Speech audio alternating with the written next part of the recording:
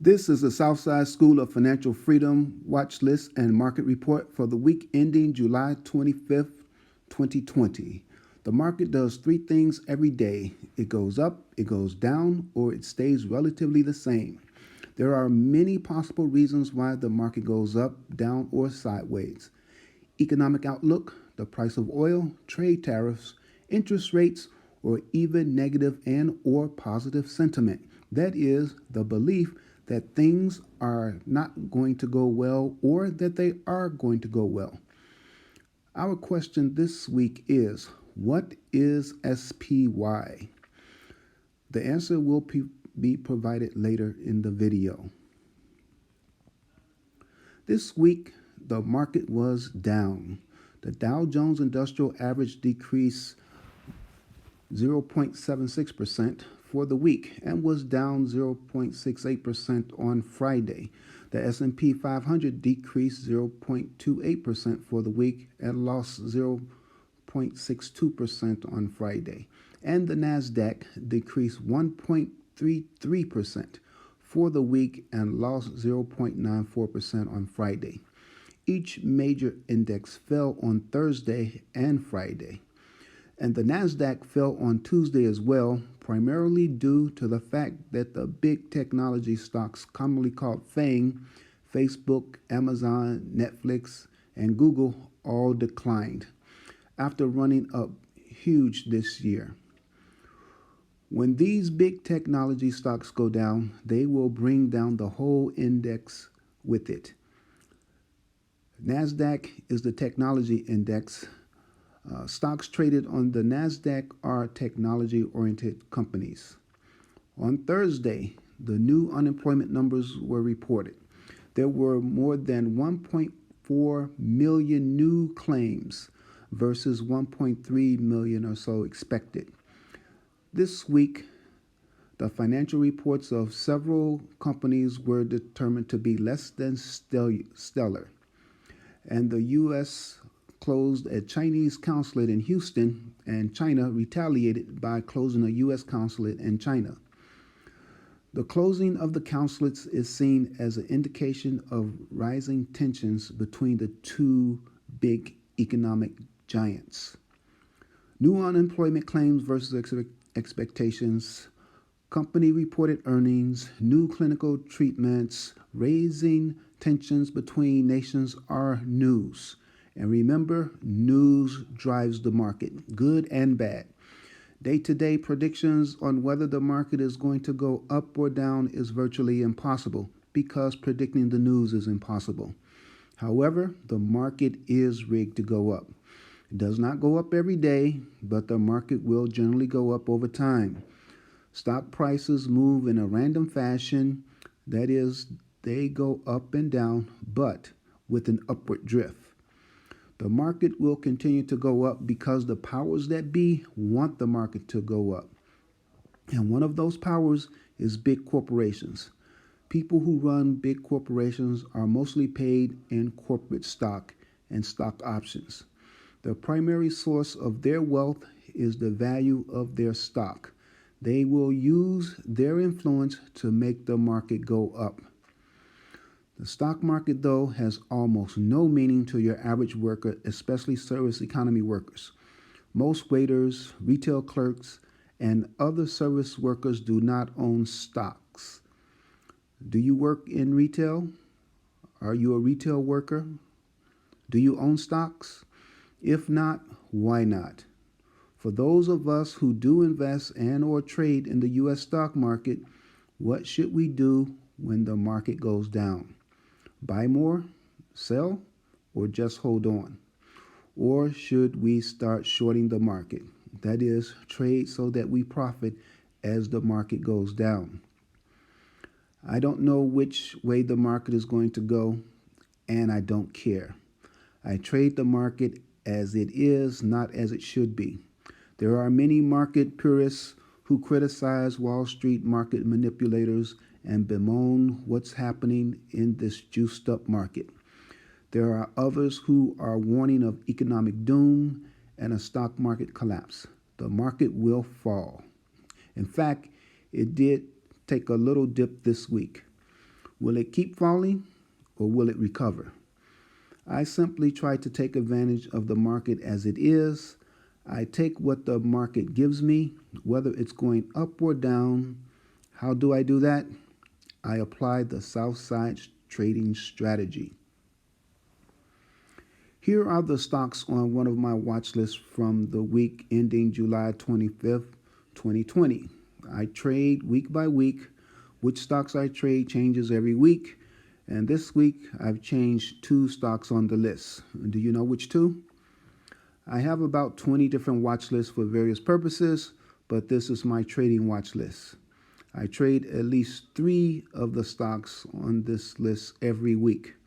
Which ones do you think I traded this week?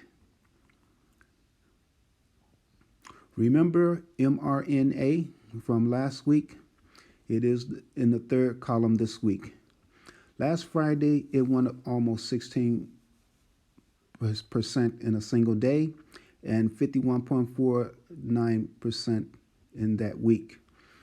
I missed those gains because I did not have a trade on it. This week, however, it lost 2.81% on Friday and 22.81% for the week. Whether the stock goes up or down, you can still generate cash flow on a stock using the Southside strategy.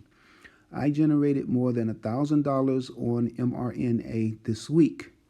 The Southside strategy involves trading for weekly cash flow. That is trading for income. I receive money as soon as my sell of a call or put is made. SPY is shown at the bottom of the 3rd column. SPY is the S&P 500 ETF.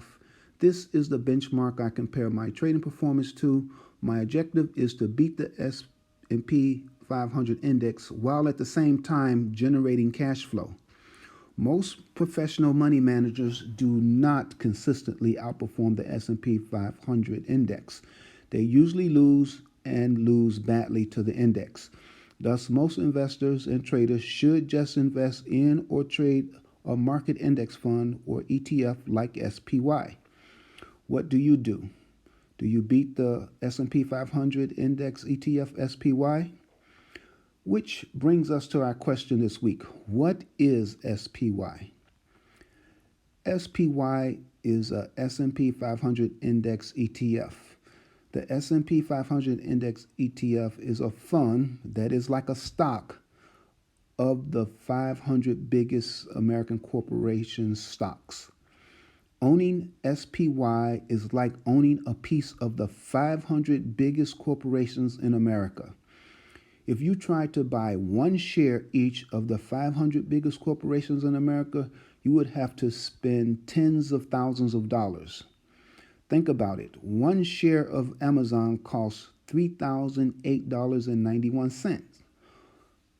One share of SPY costs $320.88. With SPY, you have a piece of Amazon, a piece of Apple, a piece of Facebook, a piece of Google, and a piece of 496 other large American corporations all in one. Do you have a watch list? What is your investing and or trading strategy? How well do you do against the S&P 500 Index ETF SPY? Let me know in the comments section. Are you willing to share your trading strategy? As of July 25th, 2020, my portfolio is outperforming the S&P 500 Index ETF SPY.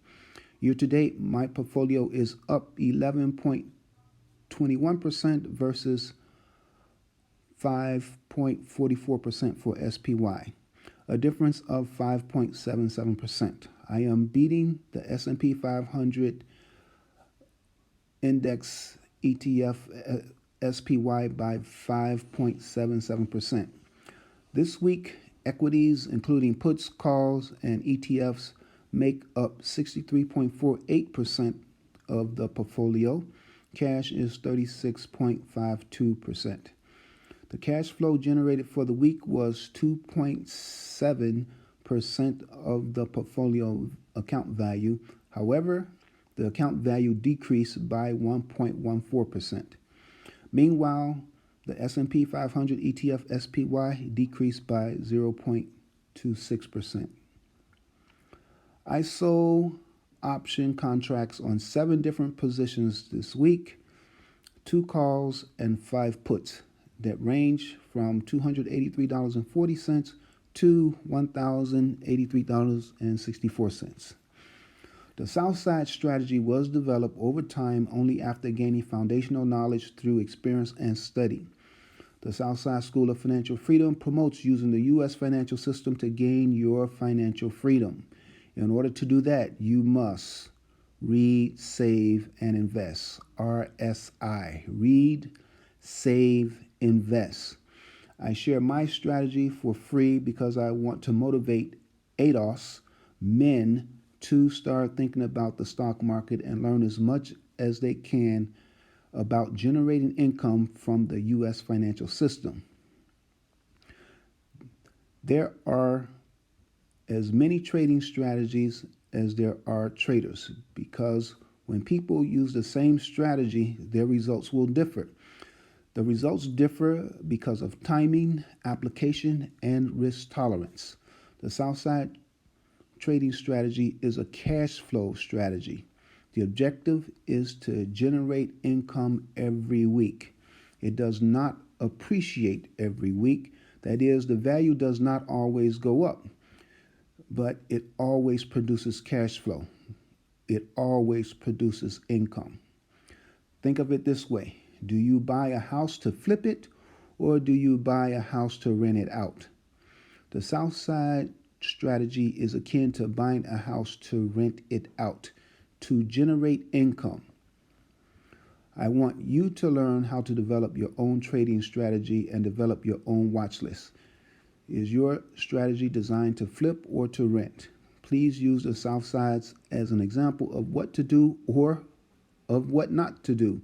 Ultimately, if the Southside strategy proves not to beat the S&P 500 index, then you will know what not to do.